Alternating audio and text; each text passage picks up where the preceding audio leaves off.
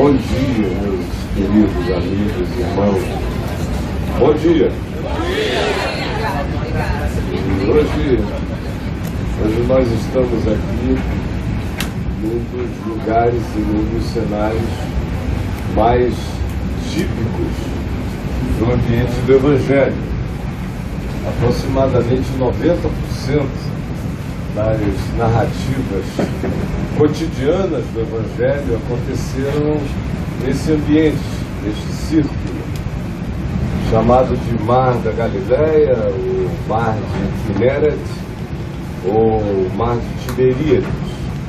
Mas é o mesmo ambiente, 22 quilômetros de extensão, 12, 13 de largura na média, um lugar baixo, não tão baixo quanto o Mar Morto, mas expressivamente baixo, cujas águas são todas alimentadas pelos tributários do Jordão. O Mar da Galileia é feito pelo Jordão. Aqui, tá? Jordão significa aquele que desce, porque ele começa nas alturas do Hermon e ele desce, faz o Mar da Galileia acontecer, prossegue na saída sul e vai até o Mar Morto, onde ele para. E o Mar Morto é morto porque só recebe águas do Jordão, não dá mais para ninguém, e a salinidade que lá havia se acumulou de tal maneira que o que se tem lá é aproximadamente 33% de sal, de modo que essa é a razão pela qual você não afunda no Mar Morto. E na Galileia, a importância do lugar, desde a antiguidade, era enorme por causa da água boa e potável, saudável para bebida. Nos dias de hoje, enquanto Israel dessaliniza boa parte da sua água, mas continua extremamente dependente do Jordão. O Jordão é de natureza essencial. Nos dias de Jesus, o nome do lugar era Galileia dos Gentios. A gente leu o profeta Isaías fazendo essa referência a um lugar como a Galileia dos Gentios. E quando Jesus começou a pregar e saiu de Nazaré, onde vocês estiveram ontem, cidade onde ele fora criado, e veio e escolheu um lugar para se estabelecer, ele fez em Cafarnaum, para onde nós iremos logo mais à tarde, no fim desta manhã. E botou sua base de operações lá, de trabalho, foi em torno dessas águas, dessas margens, que ele escolheu os seus discípulos. A maior parte deles eram pessoas e cidadãos da região, pescadores simples ou da indústria pesqueira, ou coletores de imposto, ou pessoas que simplesmente transitavam para lá e para cá como gente do lugar. Portanto, gente simples. Essa região passou a ser uma região considerada culta e ilustrada só depois da queda de Jerusalém nos anos 70, quando os sobreviventes acadêmicos, intelectuais e o rabinato de Israel migrou para Tiberíades, e aqui durante um período houve várias escolas de rabinato e muito material que é de importância extrema para o judaísmo foi produzido aqui depois dos anos 70, até que as revoltas finais daquele período, com Bar Kokhba desafiando os romanos, trouxeram, enfim, uma finalização trágica para a existência do lugar, que ficou abandonado por muitos séculos, virou lugar de malária, de doenças de todos os tipos. As pessoas evitavam morar por aqui porque passou a ser um lugar não salubre. Mas nos dias de Jesus, o lugar estava no seu auge. Tiberíades onde nós estamos tinha acabado de ser construída em homenagem a Tibério, o imperador, com todas as facilidades romanas, com as riquezas, com as arquiteturas, com os banhos, com as saunas e com a expressão também de liberdade de natureza comportamental, sexual e tudo que fazia parte da vida, do estilo de existência dos romanos. E se diz que Jesus escolheu vir morar aqui para se cumprir a Escritura. Que Escritura? A Escritura de Isaías, que diz: o povo que vivia em trevas viu grande luz, e aos que viviam na região da sombra da morte, resplandeceu-lhes a luz. Essa descrição em si também tem a ver com a topografia do lugar. Porque, como vocês percebem, nós estamos dentro de um cânion. Se a água fosse tirada daqui, vocês veriam o abismo fundo de um cânion passando. É a chamada depressão sírio-africana, que começa lá no norte, na Síria, vem aquela falha geológica profunda, corta isso aqui tudo e vai até a África. Você olha no mapa e você vê o cânion completamente bem definido.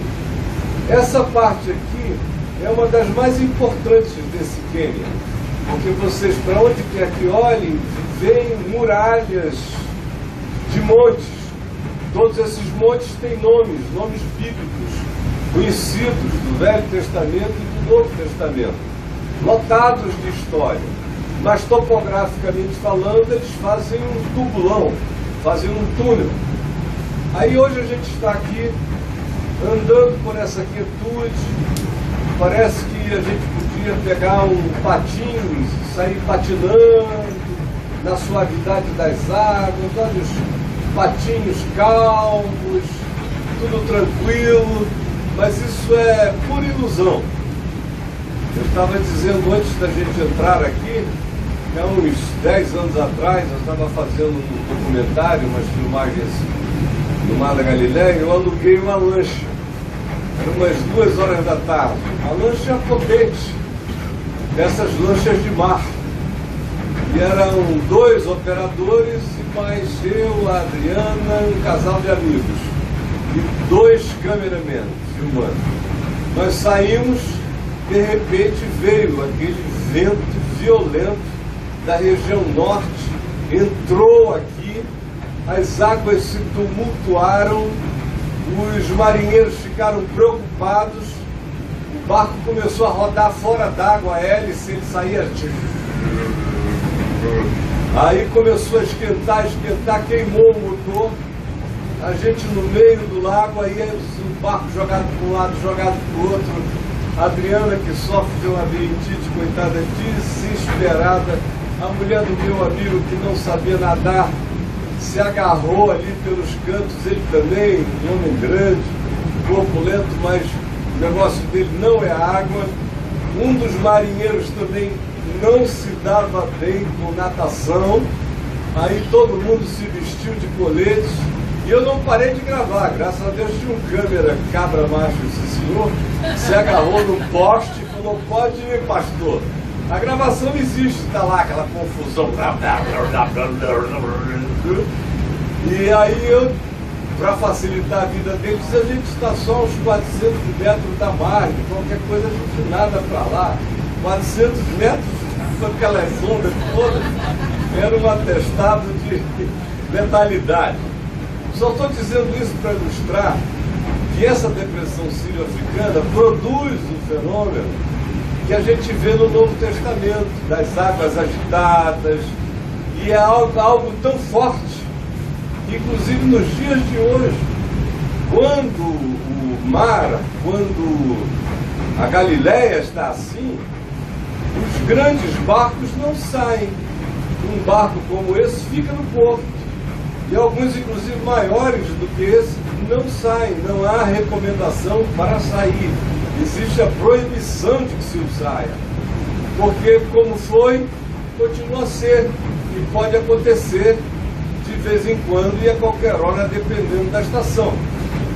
Um dos episódios que marca a presença de Jesus neste lugar foi aquela situação, aquele fenômeno de ele ter despedido os seus discípulos.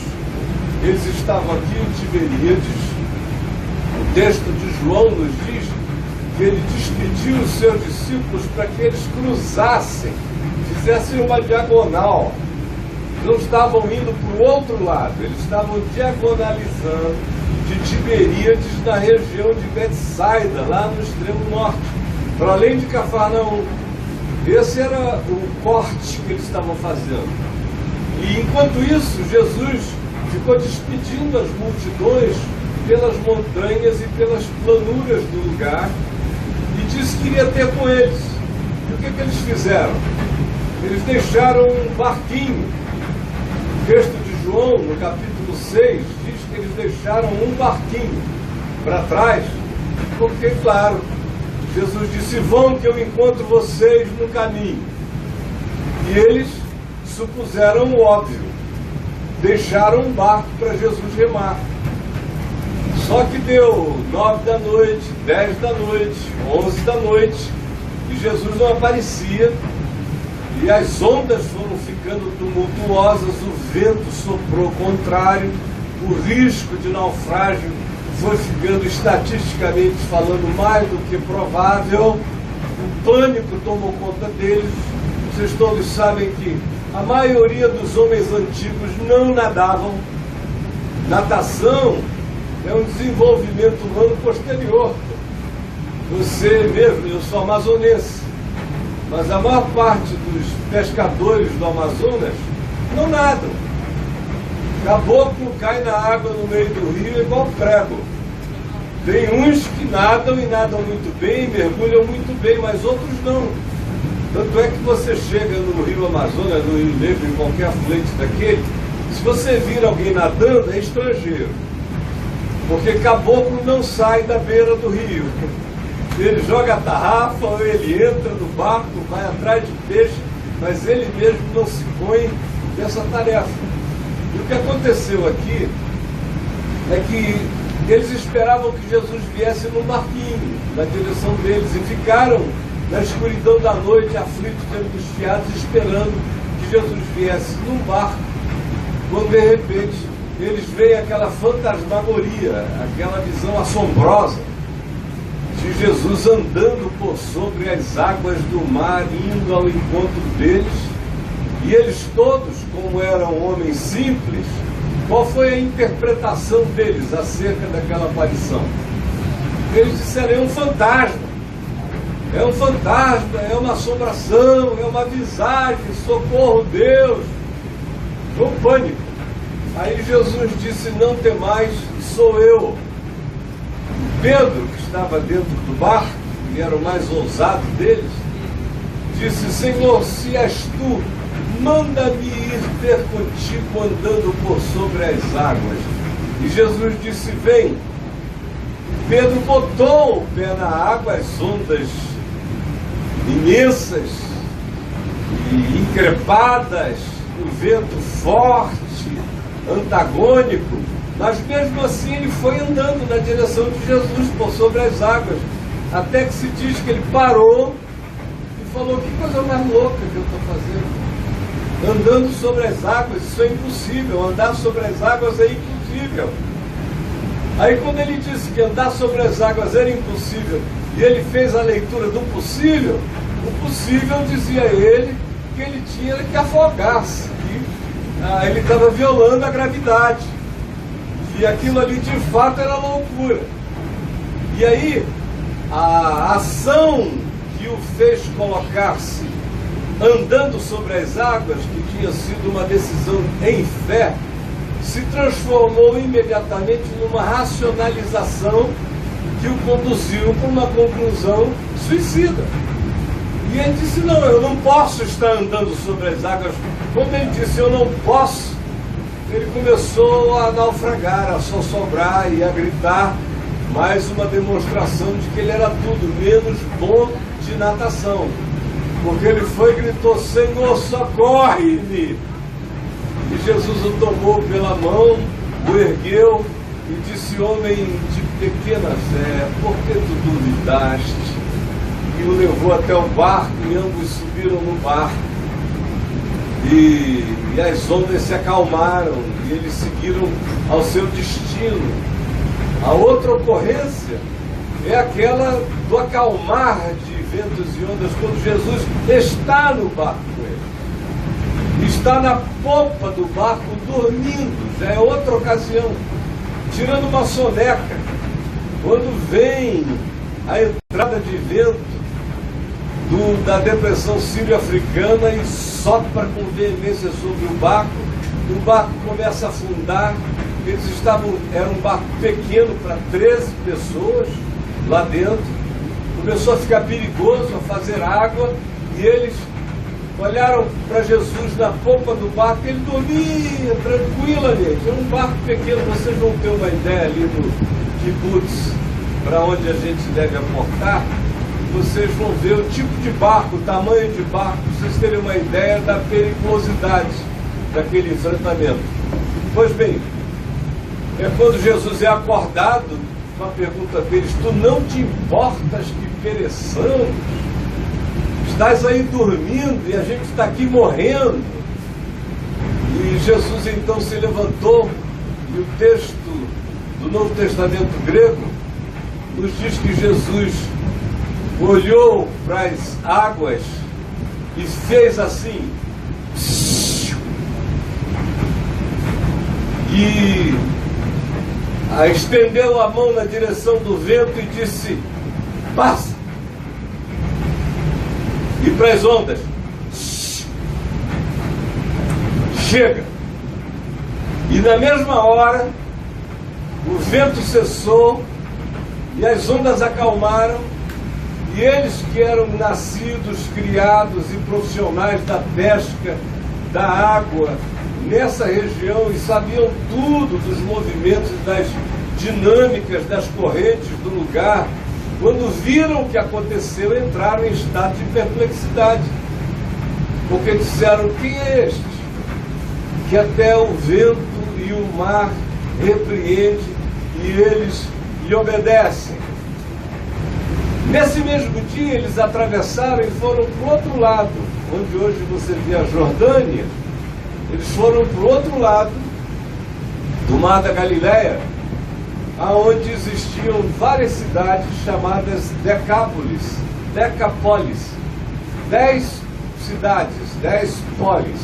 Uma dessas cidades está bem aqui na saída sul do Mar da Galileia, que é Bet-Shean. É uma das ruínas mais bem preservadas, bonitas e lindas de se visitar. Ela fazia parte de uma dessas 10 famosas cidades dessa região, cidades pagãs, não eram cidades judaicas. Era uma cidade onde pessoas de culturas diferentes viviam lá, já tinham sido objeto de alternâncias de poder político há muito tempo. Elas foram construídas no tempo em que, ao norte daqui na Síria, um dos generais de Alexandre, após a morte dele, Seleuco, estabeleceu sua base de domínio político lá, e no Egito, Ptolomeu, pai de Cleópatra, colocou a base dele lá. E eles brigavam entre si. E durante mais ou menos 300 anos houve guerra entre os Ptolomeus e os Seleucidas. E o campo de batalha era Israel, aquela região montanhosa ali de cima. E ali em cima, durante aqueles 300 anos, muita cultura foi desenvolvida, ora pelos Seleucidas, ora pelos Ptolomeus. E dentre essas culturas desenvolvidas surgiram essas 10 cidades. E uma delas se chamava Gerasa, outra se chamava Gadara. Gadara é praticamente um lugar que você tem uma ideia de onde seja, mas ele preserva muito pouca ruína daquele tempo, mas Gerasa está mais acima, já dentro da Jordânia, é ainda hoje uma das edificações de ruínas mais bem preservadas e mais extraordinárias para se visitar. Pois bem, ele atravessa, depois que acalmou ventos e ondas, para lá, e chega lá, e sai do sepulcro ao encontro um homem tomado por uma legião de demônios. Vocês conhecem muito bem a história. E no diálogo de Jesus com o homem, ele veio ao encontro de Jesus, dizendo: Jesus, por que tu vieste aqui para me perturbar, para nos perder, para nos afligir? Vieste, porventura, mandar-nos para o abismo? E disseram e pediram a Jesus: se tu nos mandas sair, permite-nos entrar nos porcos. Vocês vejam que era uma região tão pouco judaica ou nada judaica, que se criava porcos lá, o que era uma heresia cerimonial, religiosa, de todos os tipos para os judeus. Então Jesus está fora do ambiente judaico, no meio da profanação de Gerasa e de Gadara. E Jesus disse aos demônios, à legião de demônios que estava no homem: saí e ide. E eles entraram nos porcos, e os porcos correram por cima do despenhadeiro e encontraram um lugar íngreme, onde eles se precipitaram do despenhadeiro abaixo no mar da Galileia e se afogaram, e eram ao todo mais de 2.000 porcos. Foi um prejuízo extraordinário dos porqueiros, que entraram numa angústia imensa, foram chamar a cidade toda. Quando voltaram, viram que o seu louco de estimação tinha sido curado, estava sentado, vestido aos pés de Jesus em perfeito juízo. Mais chocados ainda ficaram e disseram a Jesus que não queriam que Jesus permanecesse no meio deles. Vai daqui, por favor, sai daqui. E Jesus entrou no barco e cruzou de lá, indo na direção de Cafarnaum, para onde nós iremos depois. Quando chegou em Cafarnaum, vocês sabem que para um judeu, depois de ter pisado numa terra imunda, contato com porcos, com porqueiros, com cemitério, com um cara que vivia de também pegar defuntos, a descrição daquele homem era pavorosa. Jesus não se submete a nenhum rito de purificação, ao contrário, ele atravessa, vai direto para Cafarnaum, chega lá, tem uma mulher sofrendo de um problema de fluxo hemorrágico há 12 anos, que disse: se eu ao menos tocar nele eu ficarei curada. Ela vem por trás, toca nele, fica curada, ele para e diz: quem me tocou? Pedro diz: todos te tocam. Ele disse: não, alguém me tocou diferente, porque eu senti que de mim saiu o poder. Ele segue, porque o pedido era que ele fosse até a casa do chefe da sinagoga, Jairo, porque a filha dele havia morrido.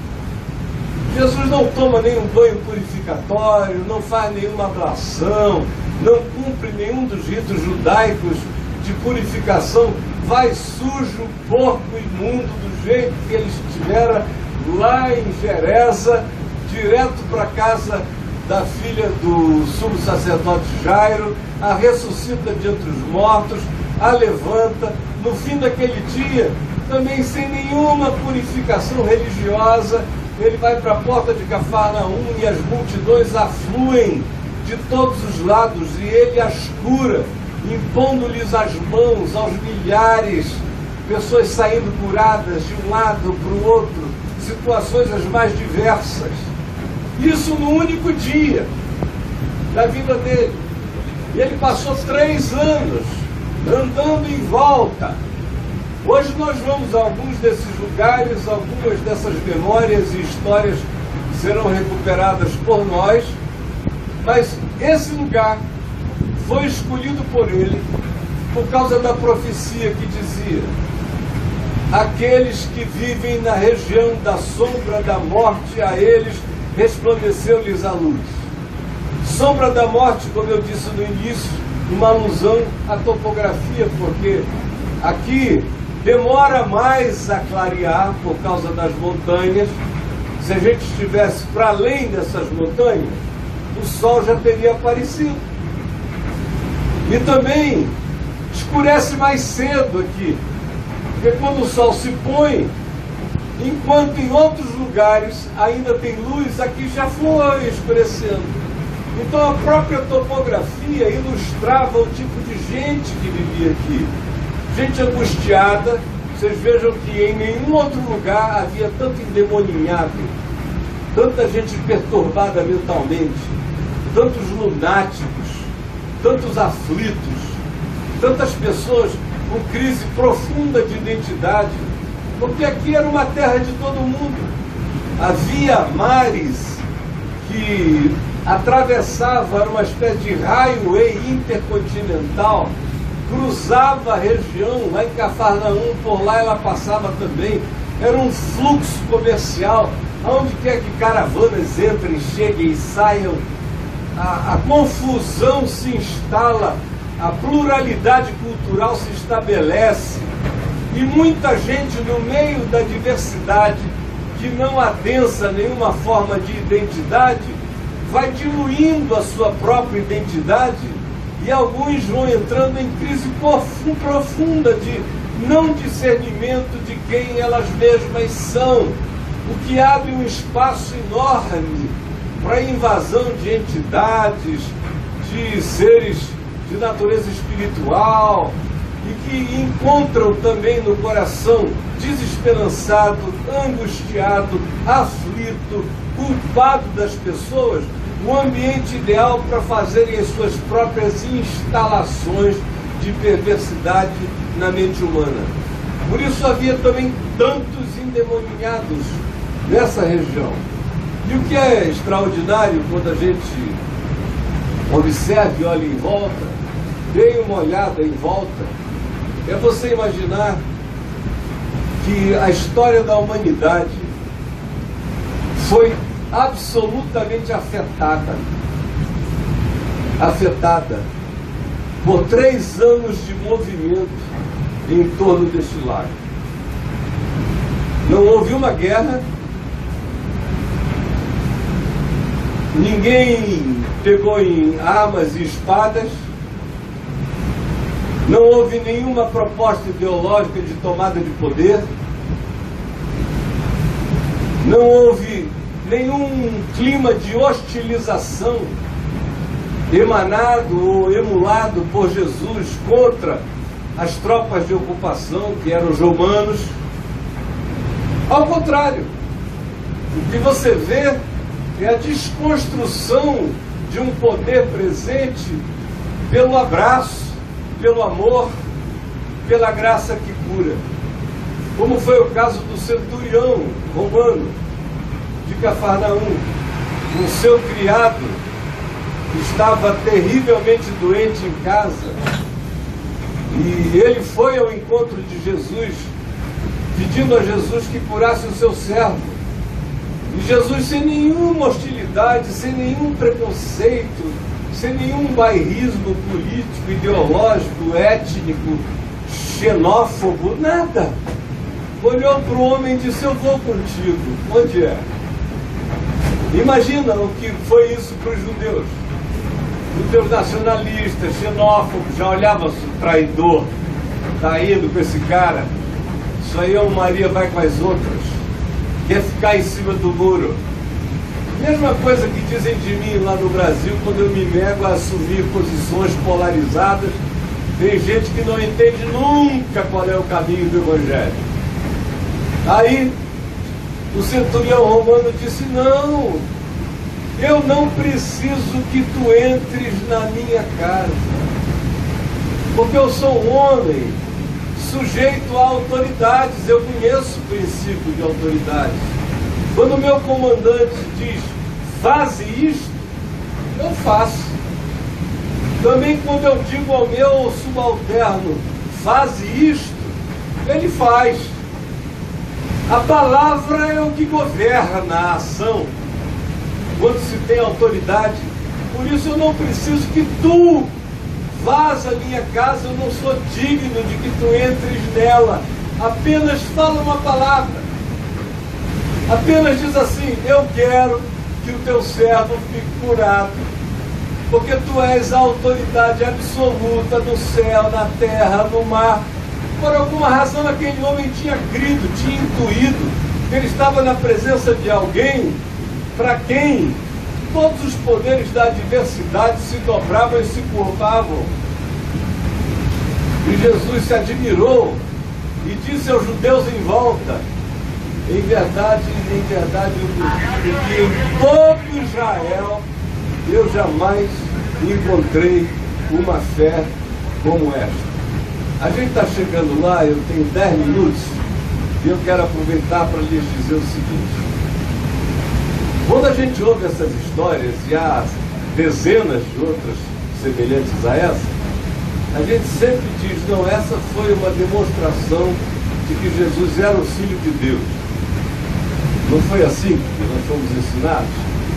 Ele acalmou ventos e ondas, andou por sobre as águas, fez todas essas coisas porque ele era o Filho de Deus. Na realidade, ele fez todas essas coisas porque ele era o Filho do homem. É meio infantil e até brincalhão a gente pensar que para fazer isso, ou que isso seja evidência de que alguém, por assim fazer, seja o Filho de Deus. Vocês vejam que a alusão ao fato de que Jesus era Filho de Deus, sempre nos evangelhos é feita por terceiros. São outros que dizem: ele é o Filho de Deus, tu és o Filho de Deus. Ele mesmo, o que ele diz de si próprio? Eu sou o Filho do homem. O que isso significa? Era o cumprimento de uma profecia antiga do livro de Daniel, que diz que viria o Filho do homem, se manifestaria com poder e glória. Isso entrou para a escatologia judaica, de modo que quando o judeu pensava na vinda do Messias, ele pensava na volta e na chegada e na presença do Filho do homem. E foi assim que Jesus se tratou, significando dizer que o Filho do homem é o homem dos homens. É aquilo que a humanidade deveria ser e deixou de ser. É aquilo que a humanidade poderia ser e não se tornou. É aquilo que a humanidade foi chamada para ser, mas desistiu de ser. É aquilo que era a vocação essencial de todo ser humano e que foi perdida pela nossa incredulidade, pelo nosso pecado, pelo nosso egoísmo, pelo nosso autocentrismo, pelo nosso medo, pelos nossos pânicos, pelas nossas agonias adoecidas, idiosincrasias, pela nossa incapacidade de confiar, por tudo aquilo que nos caracteriza e que nós chamamos de natureza humana, que nada mais é do que a nossa doença humana. Nós somos todos humanos doentes. Eu estou aqui com um pouquinho de cólica, porque eu sou um humano doente. Minha garganta está ardendo, porque eu sou um humano doente. Eu estou ficando velho. Minha filha estava me dizendo ontem: ô papaizinho, você está tão fofinho, está todo marcadinho, está ficando velhinho, menino. Meu baby, eu acho máximo que eu estou morrendo, maravilha. Porque eu sou um humano em estado de decrepitância. Todos nós somos. Jesus é chamado de o segundo Adão por Paulo, porque ele é o Adão que superou o Adão natural, com capacidade e com a realidade da morte plantada nele. O segundo Adão transcende o primeiro Adão. Ele é o homem dos homens. Só ele anda por sobre as águas porque todo homem pode andar sobre as águas, a gente só não crê nisso. O próprio Pedro, vocês não viram, quando Jesus disse, vem, ele foi. E andou. Aí alguém diz, não, é porque Jesus botou a mão por baixo, foi segurando. Não, na hora que Pedro entrou numa, que era para andar, porque Jesus estava lá, e ele creu, e botou o pé, a fé, essa plataforma, a partir da qual Jesus disse que tudo é possível ao que crê. Tudo. Tudo significa tudo. Apaziguou os ventos e as ondas porque ele é o Filho de Deus? Não, é porque ele é o Filho do homem. A gente não pode imaginar o que é a nossa mente, o que é a minha mente não atrofiada. Hoje ela está aqui, 8% de possibilidade cerebral. Me com 100%. Eu só queria, se tivesse 100%, me manter quebrantado como ele, que sendo Deus não julgou com usurpação ser igual a Deus, antes a si mesmo se humilhou, tornando-se em semelhança de servo, reconhecido como figura humana, foi obediente até a morte e morte de cruz. Do contrário, eu viraria um diabo. Mas poder para curar, Deus deu aos humanos, para curarmos uns aos outros. Poder de relação harmônica com a natureza foi nos dado a nós. Isso tudo foi perdido, isso tudo se desvaneceu, isso tudo foi sepultado pelo medo, pela descrença e pelo racionalismo presunçoso que abriu mão da lógica inexplicável da fé que alcança o impossível. Quando a gente vê as ocorrências do Mar da Galileia, a gente está vendo o que o humano, elevado à extrema potência divina, pode realizar. Foi isso que ele transferiu para os seus discípulos. Ele disse o tempo todo, quem crê fará as obras que eu faço. E outras maiores fará, porque eu vou para junto do Pai. Intercederei por vós. Mas esse potencial me habita. E ele ressuscitou de entre os mortos. E se apresenta à humanidade como o humano ressurreto, o humano que transcende a relatividade absoluta imposta pela morte e a vence. E a vence para além do ambiente natural. Porque ele é o humano glorificado, que não encontra mais paredes e portas fechadas, não encontra mais a dimensão limitante do espaço-tempo, não encontra mais nenhum dos encadeamentos que contingenciam a possibilidade de expansão da imaginação e da criação humana. Ele é aquele que me diz quem eu serei, quem você será. De modo que aqui neste lugar procedeu a revolução das revoluções. Vocês vejam o que se está fazendo, tentando fazer em laboratório. Em laboratório o que se está tentando fazer é isso. Vão querer te instalar um chip na cabeça para você ficar com 100% de capacidade de raciocínio, de memória. Vão querer te bionificar para você ficar com poderes extraordinários. Toda tentativa humana é de não se render ao caminho simples do amor e da fé, que é o que vai nos curando, vai nos elevando, vai nos potencializando, vai nos fazendo. Olha como a gente repete toda vez isso e nunca entende o que se está falando. Vai nos fazendo semelhante a Jesus. O meu chamado é para me tornar semelhante a Ele, em todos os níveis e em todos os sentidos. E o dia de hoje todo nós vamos falar sobre o caminho dessa semelhança. Hoje aqui, a gente está chegando no Kibutz, vocês vão ver ali o barquinho, foi achado aqui. Eu estava aqui em Israel no dia que acharam esse barquinho. Ele estava enterrado aqui. Aí baixou muito o Mar da Galileia, isso já tem mais de 30 anos. Baixou muito, muito, muito, apareceu a ponta de uma madeira, eles foram verificar, era um barco do primeiro século. E eu estava com meu amigo Hugo Urevich aqui do lado, e aqui no Kibutz, amigos dele ligaram para ele, a gente veio correndo. Nós assistimos, e durante um período de uns 3, 4 anos, eu fui vendo eles tirarem com uma delicadeza enorme esse barco para ele não se esfacelar, até ele ser colocado no estado em que ele está, super bem preservado ali dentro.